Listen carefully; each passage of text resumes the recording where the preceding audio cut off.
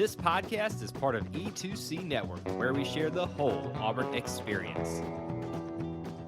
Hello and welcome to War Horses, the only college equestrian podcast that brings you an in-depth look at the Auburn Equestrian Scrimmage. I am your host, Auburn Elvis. Let's talk about some college equestrian. But before we get into the Auburn stuff, let's look at the meets that happened this weekend. First, we're going to take a look at Baylor at South Carolina. Now, the Gamecocks look pretty good at home. They're really starting off this season strong. In my projections, there were a lot of toss-ups in the matchups just because it was so early in the season, but it looked pretty evenly matched going in. Well, South Carolina took the flat 4-1, and Baylor took horsemanship 3-2. Then, during the halftime break, we learned that Baylor's lone point in the flat got a 0, so she must have gone off pattern or something, I guess. But what that meant was the Gamecocks swept the flat 5-0 and led 7-3 at the half, which was pretty big. Now, from my projections, Baylor still had a chance with their reigners coming back from last year. They're really good in that event, but I wasn't sure they could get enough points in fences to catch back up. The Bears took reigning 3-1, but fences went 3-2 to South Carolina, making that final 11-8, a win for South Carolina. Now, this was pretty big. It's another early win for South Carolina. It justifies that national ranking. Actually, it kind of suggests that maybe they have been a little underranked.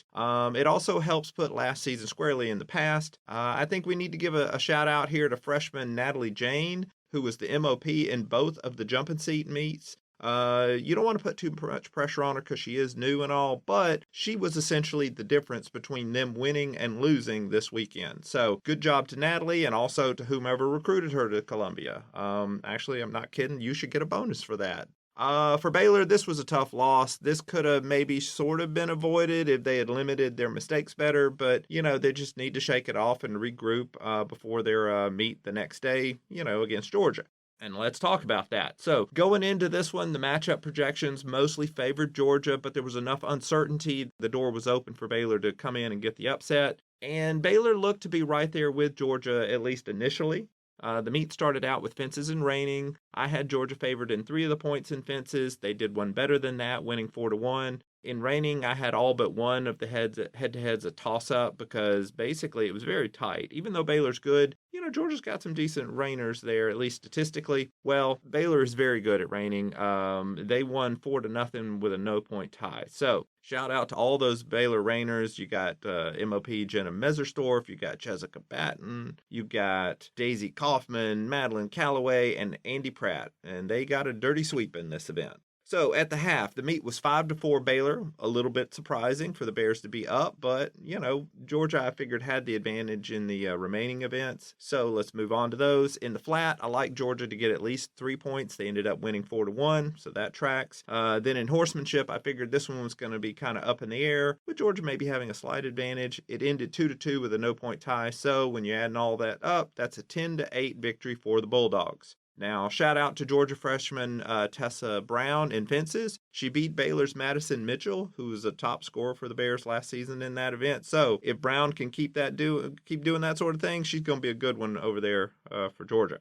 So of these 3 teams that we just talked about, I think Georgia probably had the best performance overall. Baylor, I think, worked out some of the kinks on that second day. So, they looked pretty good. I'd also say South Carolina probably had the second best weekend. They really wanted to keep momentum from those week 1 wins that they have, and they were certainly able to do that against Baylor. Like I said, for Baylor, they fixed things after that first loss to South Carolina there and did okay against Georgia. They still got some improvement to make, and they're going to have to do that because they've got a trip to Oklahoma State coming up in 2 weeks. That's going to be real tough. But they had a lot of good rides and reignings, and they're probably going to use those reigning performances to sort of leverage that into some victories this season, see if they can get a few more points in the other events, and that's going to be their path to victory a lot of weekends.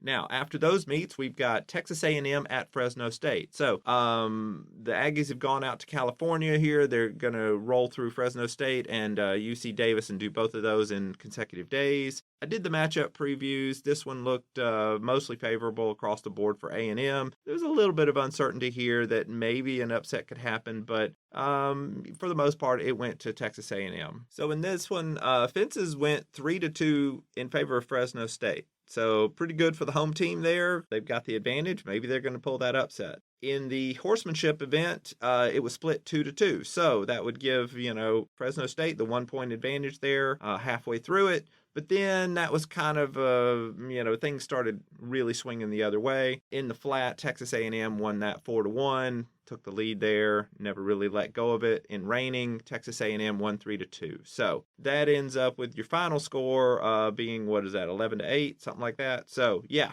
it was kind of close, but, it was one of those things where the more talented team probably won this. No disrespect to Fresno State. I mean, they started out good. It's just they don't have that depth across the board that Texas A&M does. So that's what you get in that meet there. Moving right along, we've got Dartmouth at UT Martin. Now, this one was a jumping seat only meet, rather. So we got a decent picture of how the fences and flat lineups are going to be looking like. Shout out to Skyhawks rider Sydney Hott, who won both the MOPs in fences and flat, which basically, if your name is Hott, then you better be pretty good. And she was. So Dartmouth had a rider, Chloe, Tereshchenko, who picked up the lone point in flat for the Big Green. So shout out to her. She, defended the honor of her team and didn't let them get swept completely. UT Martin rode a Western scrimmage just amongst themselves to sort of fill out the meet and get more experience, but they didn't post that score sheet, so I'm going to hold off on the comments about their Western lineup. But from what I recall of their roster turnover from last year, there's going to be some open Western spots, so they're about to take a trip up to Delaware State. That's going to be our first real look at the Skyhawks Western riders. Now, this wasn't a stellar showing for Dartmouth, but, it seems like they're still trying to get their footing as a program overall. They had some fun Instagram posts about the trip. It looked like everybody had fun. I kind of got the impression this was the first trip to Tennessee for a lot of them, but oh well. But like I said, yeah, it looked like they enjoyed their experience of going on the road to a big school. So our next meet to look at is Texas A&M at UC Davis. So this is taking place the following day after that Fresno State meet. Even with the amount of talent that A&M lost, and they lost a fair amount of starters due to graduation and folks moving on, they still figured to really outperform UC Davis, and they pretty much did. This one started out with fences and horsemanship, and those happened to be UC Davis's best event. So fences was tied 2-2, horsemanship went 3-2 to A&M. So it was 5-4 A&M at the half. Oh, here's a funny, interesting note. It apparently never dawned on the person who was tweeting out the A&M scores that both of these teams are named the Aggies, because they just kept right on tweeting out, point Aggies, like that meant something, but it did not, because they're both the Aggies. So need a little bit more clarification there the next time that happens, whoever the Twitter intern is that's running that. Now, in the second half, whenever they tweeted Aggies, there was a good chance you knew who it was, because A&M won the flat 4-1, and then they won reigning 5-0. So almost every time it was Texas A&M. So the final score ended up being 14-5. This was very convincing for the Aggies, and that's Texas A&M Aggies for all you maroon and black fans out there who, got confused by Twitter. Big win for them. Going out west, they cleaned up, and that's what I think they probably expected. So now let's talk about the big meet that happened this weekend, SMU at Oklahoma State. Now, I really misjudged this meet going in. I didn't do a pre-meet matchup analysis of this one. I'm kind of glad I did not, because I doubt I would have predicted this one going this way. Although in hindsight, there are a lot of clues that we should have looked at and noticed, so try to do better about that. SMU has a decent amount of talent across the board. They don't have quite as many superstars as other teams do, but they also do not have a lot of talent drop off after you get past those first, 3 riders. Typically, for most teams, they've got those really good starters in position 1, 2, and 3, and then 4 and 5, they just kind of hope for the best. Well, SMU, there's really not that much drop off from their first rider to their 5th rider. And so what that means is, regardless of how the random matchups work out, there's not any one point that you're necessarily guaranteed to get against SMU.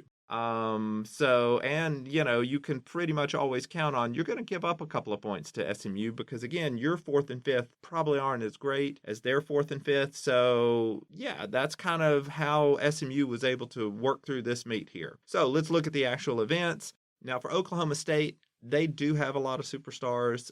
They have nearly everyone returning from last year's national championship team. But of course, they do have some drop-off once you get into that 4th and 5th rider position. Anyway, so when you look at the meet, the first event was fences, and also horsemanship was running about that same time. In fences, the matchups looked very even. All the riders would end up being close on points. Oklahoma State won this event 3-2, but it could have gone any number of ways. Horsemanship went 3-2 for SMU. And this was probably going to happen no matter how the draw went because, again, everybody on SMU's lineup has a good shot at getting some points. Basically, this one was tied 5-5 at the half, and yeah, very even. Next, in reining, Oklahoma State went 3-2, but they had part of this was their top rider in the event got a 0. They did a review on that. I guess she went off pattern or over rotated or something, and that tends to happen every once in a while in reining. Her opponent, Taylor Zimmerman, won the MOP on that. So, it probably wasn't nothing to do with the horse. It was just, these things happen. So that was probably the turning point in the meet right there is when that exchange happened. Because I think that's a point that OSU, typically they expect to get that point from their rider, and they did not. So over on to the flat we go. SMU won this 3-1, which gave them the overall victory. Now, there was some stuff going on where they issued a re-ride technically in reining at the end there, so that everything was tied up 9-9 going into that re-ride initially. Also, they thought the re-ride was tied, or at least they reported it that way at first, and then they were like, oh wait, no, it actually is an SMU point, and so that gave them the 10-9 victory. But frankly, I had already calculated the tiebreaker scores if it had been a tie 9-9, and SMU was going to win anyway, chiefly because of that 0 that OSU had registered earlier in the meet. So this is a story where basically OSU just as talented as they were last year, but they, your most talented team doesn't always win, basically. Just go ask Auburn about their last 2 trips into the national championship tournament if you need more examples of that going on. But this is going to be a good teaching moment for all those Cowgirls. They're not going away. They're not just going to suddenly not be talented. They're still going to be one of the top teams all this year. This was really just a wake-up call for them. For SMU, they're also going to be right there in it in every meet. They are going to give up a point or two in every event, but they're also going to be guaranteed to get a point or two in every event. They're probably not going to get swept in anything this year. And it really almost won't matter how the random matchup falls for SMU because every one of their riders has a decent shot at getting some points. So no opponent is going to have an easy time against the Mustangs this year. Now, when we come back from a short break, we're going to take a look at the Auburn Scrimmage, how things went this weekend, and then we're going to do some previews of the upcoming meets. All right, welcome back. Now, let's take a look at the Auburn Scrimmage.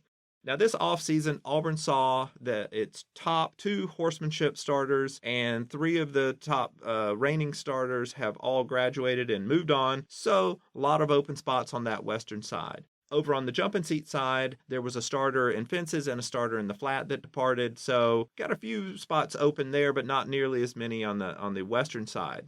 So what you're probably going to see in the jumping seat events is the typical 4 starters that we're used to in both of those events, and then Auburn will likely rotate several people through those last open spots until they settle on somebody that they're most comfortable with in each of those events. But over on the western side, there's going to be a lot more open spots and a lot more competition to see who gets into the lineups each week. And you saw that reflected in how many Western riders we saw on Saturday. Basically, anybody that has any connection to the Western team was on a horse doing some riding. We saw Olivia Tordoff not doing just her usual role of anchoring horsemanship, but she was also trying out some reining patterns as well. Her sister, one of Auburn's promising freshman Western riders, also rode in both of those events. In horsemanship, we'll probably see these following riders work their way into the saddle at some point this season. We have freshman Lauren Hall, who won her point, freshman Caroline Friedenberg, who did the same, and senior Rachel Hoopman, who fell to Olivia Tordoff's MOP ride, but still had a great score. In reining, we saw some good performances from junior Kate Buchanan, who took home the MOP. Her sister and new freshman Caroline Buchanan also won her point Saturday. And junior Olivia Marino, who we've seen a fair amount last season, she won her point over regular starter Isabella Tesmer on Saturday. We also saw typical starter Boo Kammerer take her point as well. So it looks like Auburn might be in a familiar spot this year where they're basically hoping to grab a whole bunch of points on the jumping seat side and then just kind of make it through some growing pains on that western side. Now, a lot of this is also going to come down to how well the Western group trains and prepares under new coach Taylor Searles. That's a lot of responsibility that she's stepping into, and we'll see how that goes.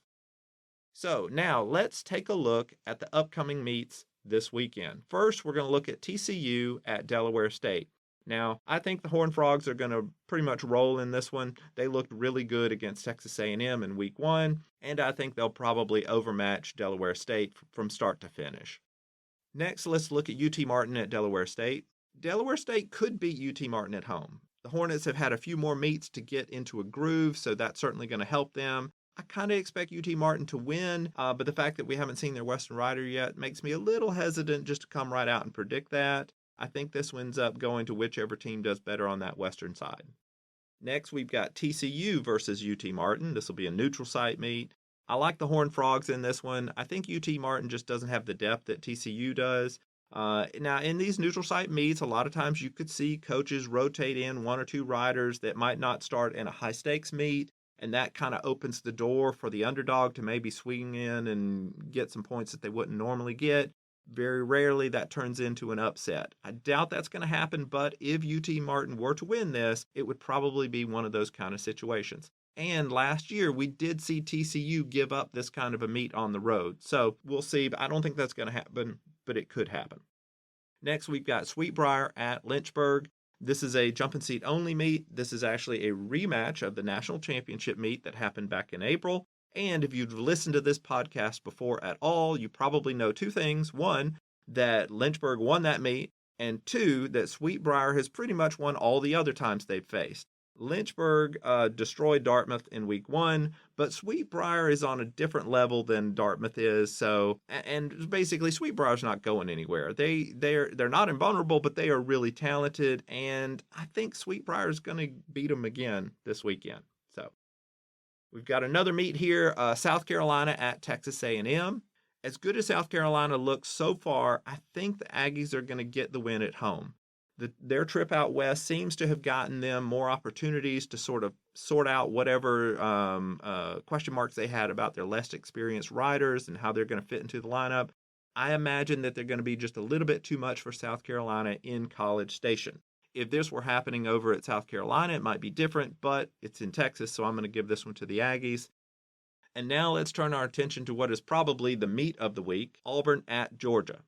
As we know, Georgia had their first meet already against Baylor. They won that, whereas Auburn has only ridden in an inter-squad scrimmage so far, and I think this is going to be a tough test for the Tigers. Georgia and Auburn both have very similar strengths and weaknesses, so this could go any number of ways.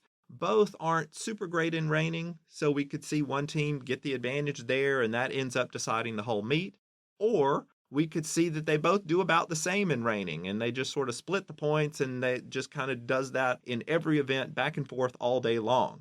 That's kind of what I expect to happen. Now, as optimistic as Western coach Taylor Sherrills might be, I think they're going to have a lot to prove right out of the gate on the road against a very good Georgia team. And I think that might be a little too much to ask for a rebuilding Western squad that Auburn seems to have. I think it's going to be close. Probably a 1-point, maybe 2-point victory, but I think it's going to go to Georgia at home. If this were in Auburn, I'd probably pick Auburn, but it's at Georgia, where Georgia looked really good against Auburn last year. So I'm going to stick with the Bulldogs in this one. So that's how I expect the upcoming week to go, but of course, it's never that easy. So you should definitely keep up with me on social media while I try to make sense of everything that's going on, usually all at the same time. And that's all for this episode of War Horses. I am your host, Auburn Elvis. Thank you very much for listening, and War Horses. Thank you for tuning in to today's episode on the E2C Network. On your way out, I want to remind you to stop by e2cnetwork.com. It's your one-stop shop for all our content across our podcast, YouTube channel, and much more. To stay up to date with us, make sure you're following social media accounts such as Facebook, Twitter, and Instagram. While our content here may always be Auburn sports heavy, if it's orange and blue, it's what we do. War Eagle.